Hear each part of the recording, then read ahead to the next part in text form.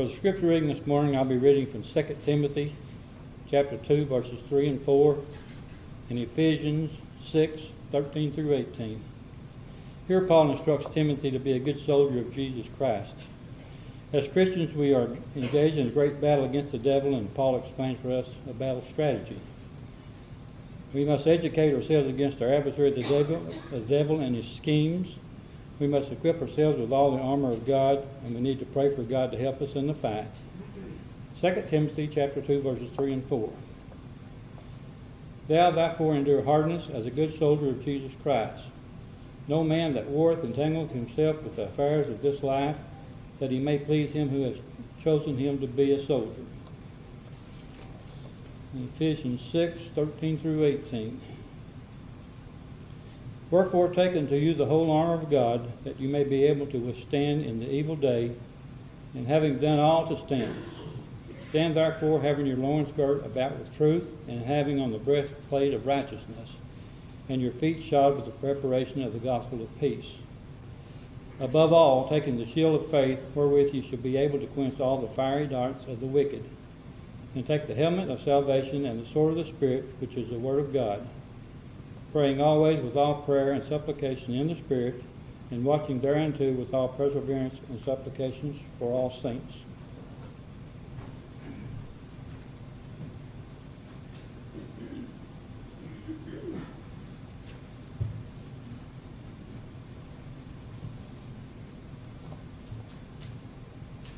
Beautiful day. Realize it's a long weekend for many, and that we have some gone to various places today.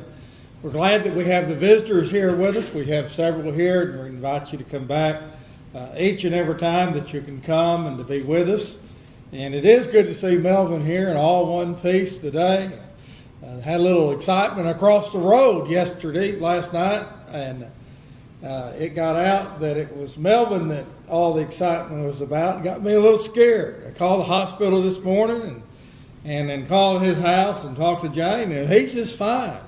And we're glad he's just fine. And so it's good to see them and with us today.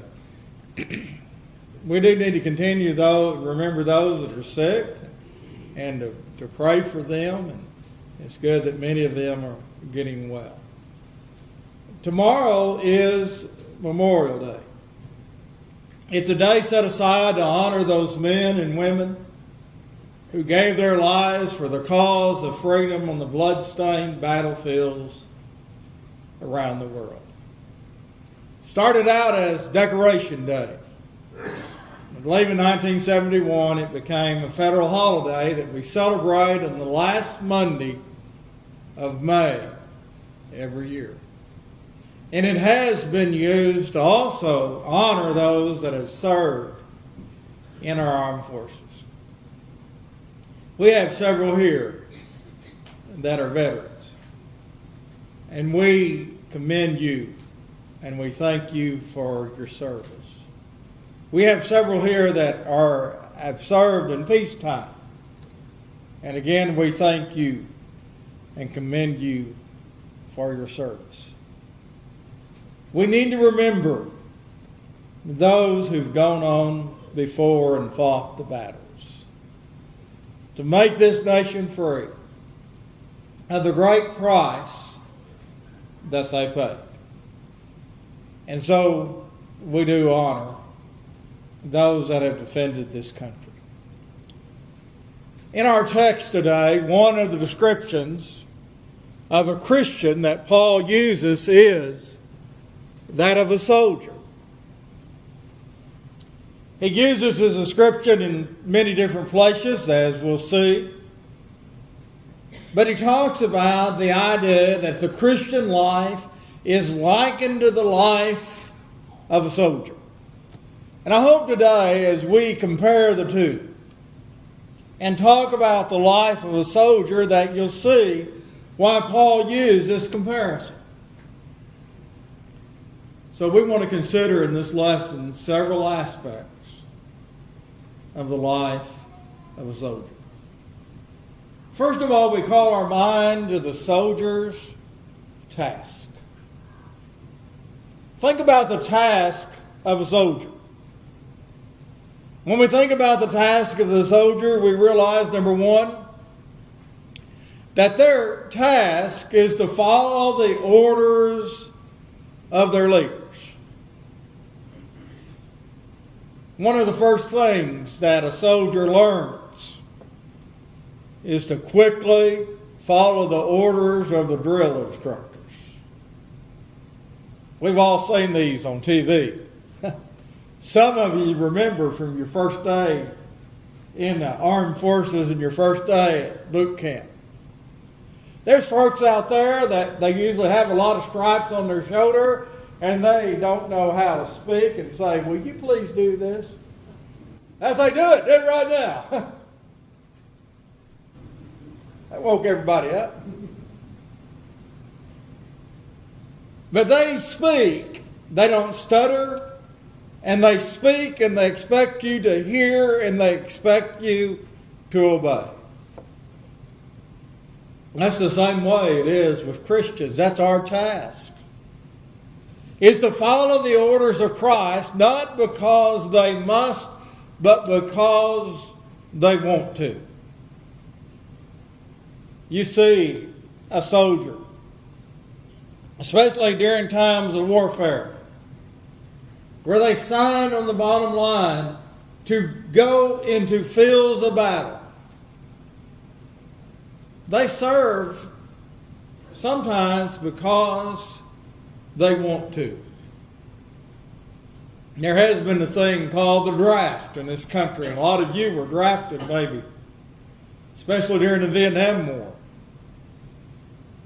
But they tried to instill in you, don't fight the battle because you feel you have to. Fight the battle because you want to, because you're defending the price of freedom. In Matthew the 4th chapter, verse 19, Jesus told the apostles, follow me and I'll make you fishers of men. He didn't want them in the sense to feel that they must be compelled to be fishers of men. He wanted them in the sense to be fishers of men. We need to realize that our life as a Christian shouldn't be something that we have to do, but something that we want to do to serve God.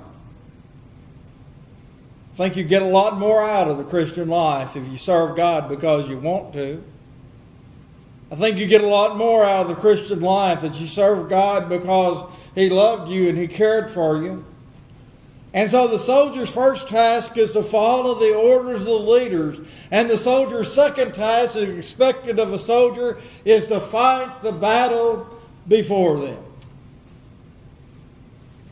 The enemy through the years has changed. During the Revolutionary War, you'd hate the British and kill them because you're the enemy. During the Civil War, it might have been brother against brother. Those that were pro-Union and those that were pro-Confederacy. You had a battle to be fought. The Vietnam War, you had the Viet Minh and you had the Communists. It was hard to tell sometimes who was who. And the battle we've been fighting in Iraq, in Syria, in Afghanistan, and other places around the world, sometimes it's hard to tell who the enemy is. But the task has always remained the same. You got to fight the enemy. And Paul said that the Christian is to fight the good fight of faith. Paul said that the Christian fights against sin. We don't need to participate in sin, but we're to fight against sin. Sin is an enemy. Don't own up to it. Don't come to it. Don't love it. Don't participate in it. Sin is an enemy. We need to fight against temptation. It's not a sin to be tempted. Jesus was tempted at all points like as we are, yet without sin. And yet we need to realize that as we face the temptation, that we cannot cozy up to it but that we need to turn our backs to it, that we need to flee from it, that we need to run from it, that we need to resist it and not give up. It's a fight. And the greatest enemy that we fight about is Satan himself. We don't war against God if we do something wrong. We don't war against one another. Our battle that we ought to fight is against Satan himself. Secondly, we think about the soldiers' training. Paul told Timothy in Ephesians 2, verse 2 and 3 that Jim read, "You therefore must endure hardships as a good soldier of Christ." I think one of the wars that I have an interest in more than probably anything else are the two wars. One's Civil War, and I didn't live during that. But the other that I find a lot of interest in was the Vietnam War. I grew up during that. Some of you here this morning served in that war. And one of the things that I remember from seeing on TV, especially the last few years in the documentaries about the Vietnam War, was the hardships. The rain that wouldn't end. The waist deep or deeper water that you found yourself wading in with all the leeches and the other things there. The caves that you had to go in. And the other things that you had to endure. How did you endure things like that? Well, number one, you had to have discipline.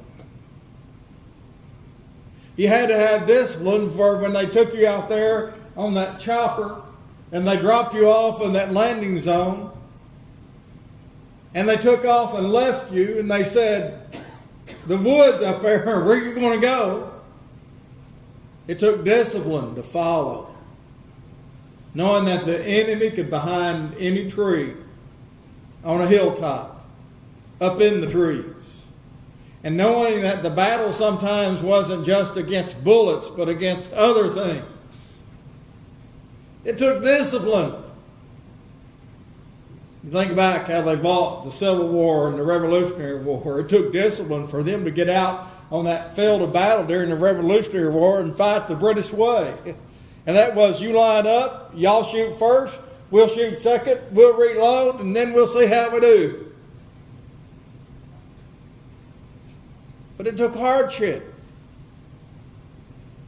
to know if you had the discipline to endure. Doing the hardships requires dedication to obey God at any cost. Again, soldiers are asked to make a great sacrifice. If they have to give their lives, that is what they're asked to do. If they have to give their blood, that is what they have to do. And when we do think about the blood-stained battlefields around the world, we need to sense their dedication. And if you were asked them, they would always say it's for God and it's for country. As Christians, we've got to endure hardships. And that requires dedication to obey God at any cost, whatever that cost may be. And then to endure hardships requires self-denial by giving Christ first place. When you're in the military, sometimes you can't get away for every family activity. And one of the things that you witness in TV shows about military that are supposed to be realistic and about real life, when you read the accounts of people that have been in the military, A lot of times their families, their physical families, they're hurt because that soldier's first priority is drilled into him that it's your country. And there's many that are ready to leave on a moment's notice, not knowing where they're coming back to. Matthew the 6th chapter and verse 33, the Lord told us where our call is. But seek ye first the kingdom of God, and all these things shall be added unto you. Seek first the kingdom. Seek first God's will. And this sometimes, in fact all the time, takes self-denial.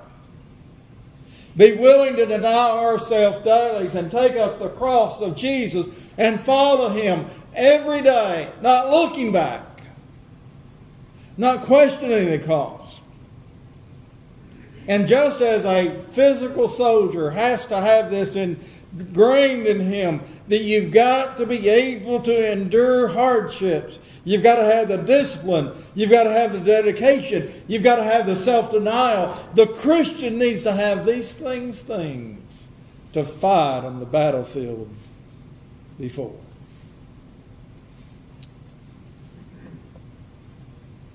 And thirdly, you have the soldier's tools. No soldier can win in battle without the proper tools. If you just look at firearms down through the years, how they've changed the battle. Used to be bow and arrows and spears until the Chinese discovered gunpowder. And then they discovered how to put that in a gun. And it may only fire one shot, and after you fire that shot, you may have to put that thing on the ground and pour some gunpowder in it, get that rod and do it, put the wad in it, put the flint there, and then fire and hope somebody else didn't shoot you first. But then how about the repeating Winchester and the Gatling gun? The weapons that we have now, they can fire hundreds of bullets in just a few seconds. No soldier can win in battle without the proper tools. For the Christian, Paul told us in 2 Corinthians 10 and verse 4, for the weapons of our warfare are not carnal, but mighty in God, pulling down strongholds. In other words, we don't fight the Christian warfare with the weapons of men. Our weapons are different. And they're found in Ephesians, the 6th chapter, verses 13 through 8. And in that list, you have the helmet of salvation. You have the breastplate of righteousness. You have the belt or the girdle of truth. You have the shield of faith. You have the sword of the Spirit. You have the feet shod with the preparation of the gospel of peace. And maybe the greatest weapon of all, you have prayer that is given for the soldier. You see, we need to realize that all of these weapons we have are important. We're saved. That gives us a reason to fight. The breastplate of righteousness helps us to do the right thing. It covers the heart, and the heart helps us and guides us, even though it's this physical mind up here. And then the truth holds everything together The shield of faith is what we need to use. The sword of the Spirit is the only weapon given. And then we've got to have our feet ready to where we're able to stand, and it is the gospel of peace. And then again, pray. And pray some more. The old saying goes, there's no atheists in the foxhole. Where does that come from? It comes from when you're down in the foxhole and they're shelling you and they're getting closer and closer and closer to you. You're praying, God, help them miss, help them miss, help them miss. And prayer is still the greatest weapon that can be used by the Christian.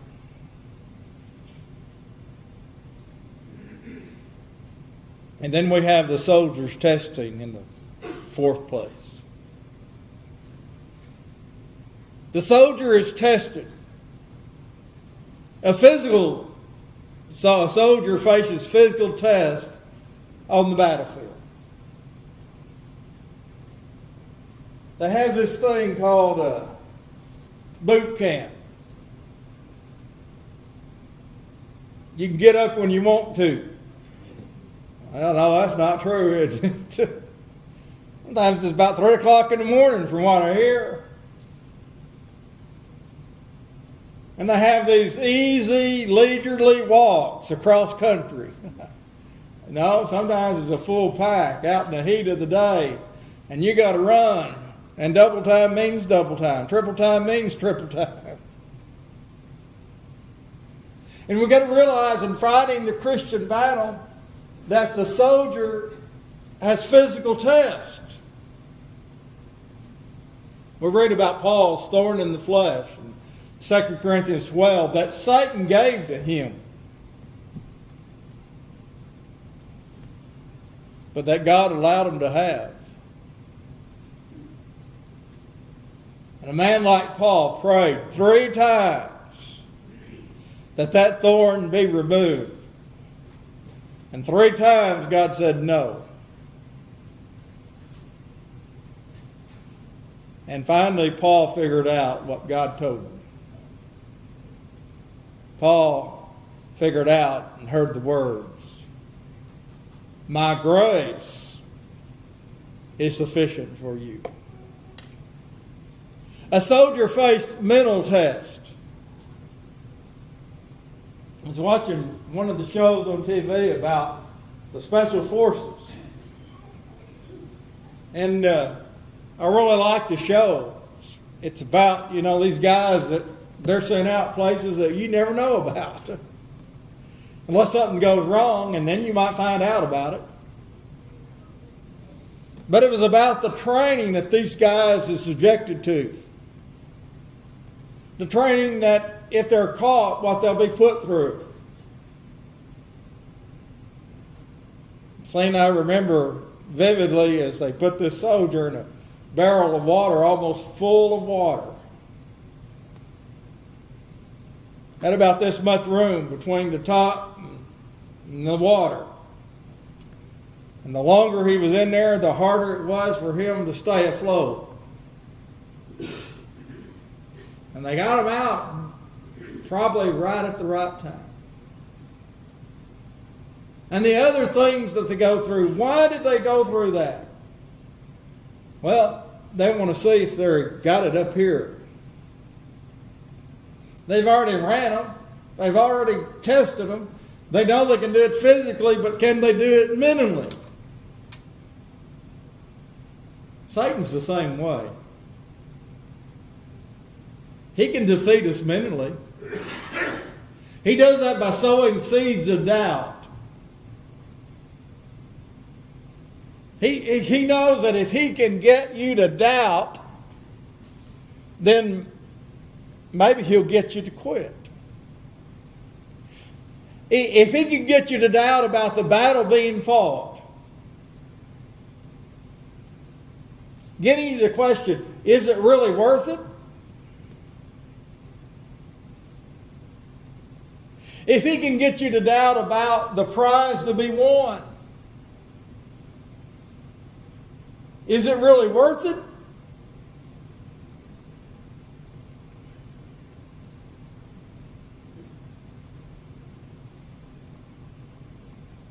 if he can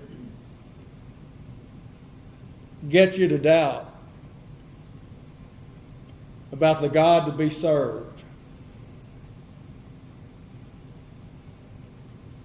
maybe there is no God.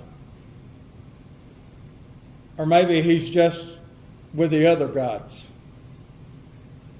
The devil, if he can get you mentally, he can make you quit, he thinks. And if all else fails, what the devil can do is make you doubt about yourself. Maybe I'm just not good enough to be a Christian. Maybe I'm just not strong enough to be a Christian. Maybe I'm too sinful for Jesus to save. But then we also need to realize that a soldier faces spiritual testing that they must withstand to win the battle.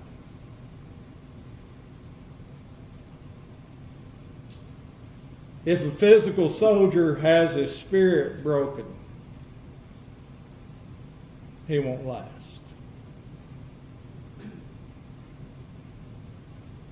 One of the things that I admire about Senator John McCain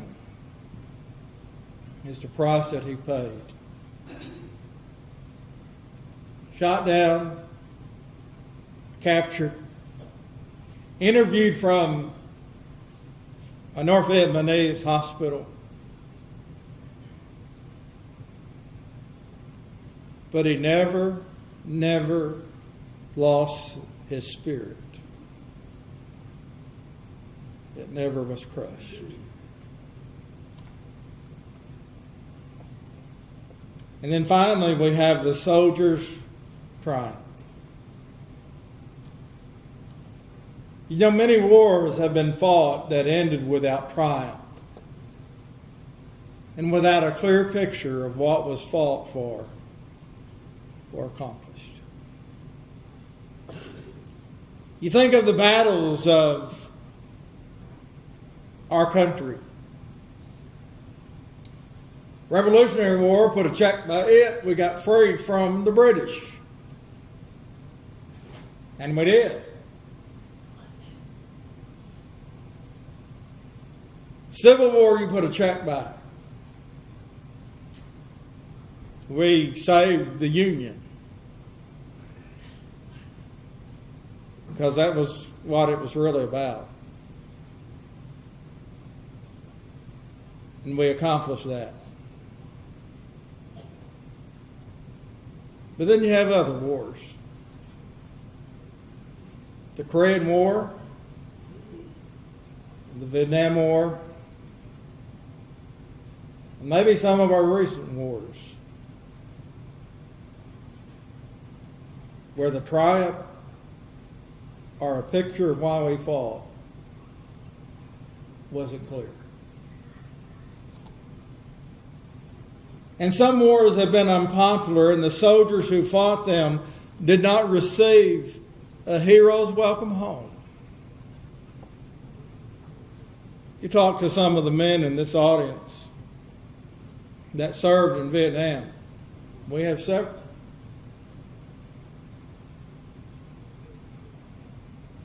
They might have received a good welcome home, but in so many places during the Vietnam War, they didn't receive the welcome they did in World War II or in other conflicts.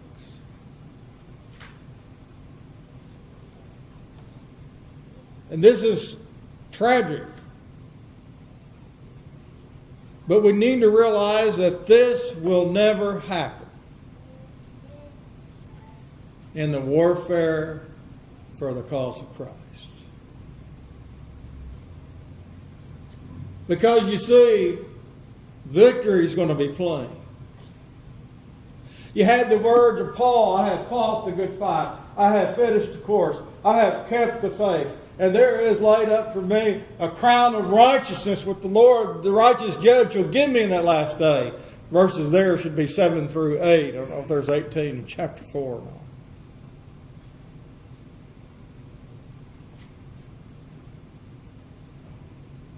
But we need to realize that as a Christian, there will be no doubt that if we're faithful, we will have the crown of life. We will have the white robe. We will have the blessing of having that home in heaven after this life is over. The triumph of a soldier who had a task and did it, who was trained and endured, who used the tools to fight and were victorious, that stood the testing that was done, and that heard the words of Jesus, "Well done, thou good and faithful servant. Thou hast been faithful over a few things. I will make thee ruler over many. Enter now into the joys of the Lord." When a soldier fails to serve honorably, there is a shame that befalls them. Down through the history of man, history of this country, there are men's names. Benedict Arnold, that have an asterisk by them. And an asterisk says they failed as a soldier. And when a soldier fails to march like he should in the Lord's army, there is a shame. When a soldier entangles himself with the affairs of life, there's a shame. When a soldier lives the kind of life that is contrary to the will of God and live in open sin, there's a shame. And they bring shame upon the church, and they crucify the Son of God all over again. And the question is, are you serving the Lord as a faithful soldier of Christ? If you're not a Christian this morning, we want you to become one. By hearing the Word and believing the Word and confessing that Jesus is the Christ, the Son of the living God, and being willing to confess Him, to be buried with Him in the waters of baptism, raised to walk in newness of life. And as a soldier, are you faithful in serving the Lord? If you need to come this morning, won't you come as we stand and sing? Oh, to Jesus I surrender all, to Him I freely give. I will ever love and trust Him in His presence daily live. I surrender all. I surrender all to Thee, my blessed Savior. I surrender all to Jesus. I surrender humbly at His feet. I bow. Worldly pleasures all forsake, untake me, Jesus, take me now. I surrender all. I surrender all to Thee, my blessed Savior. I surrender all to Jesus.